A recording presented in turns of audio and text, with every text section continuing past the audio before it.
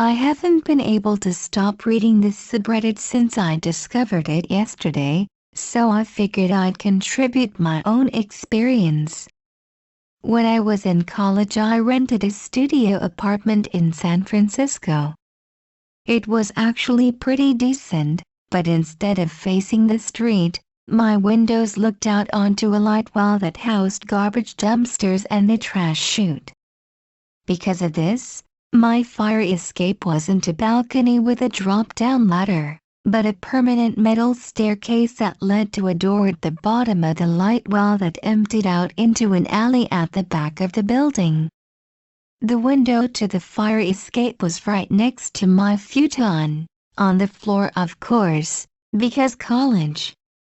One night, when my boyfriend at the time was visiting from out of town, we had some drinks and smokes, and fell asleep with the window open. During the night, I woke up from the cold, and as I turned to close the window I was confronted by a blank, leering face. In my sleepy stupor, I blurted out, "What the fuck?" And he promptly scurried away. I slammed the window shut, closed the curtains, and woke up my boyfriend, trying to convince him of what I saw, but he assumed it was just had a bad dream on my part and went back to sleep. The next morning, I found a broom on the fire escape that wasn't there before as proof that I hadn't imagined the encounter. I'm guessing a crackhead found the alley door ajar, found the broom in the garbage pile, and decided to go peeping.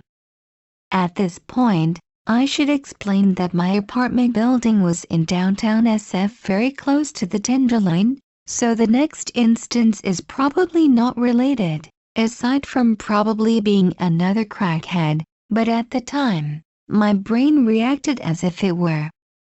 A few months later, I'm alone in my apartment cooking myself dinner when I come out of my kitchenette to see a crazy-looking dude on my fire escape. Again.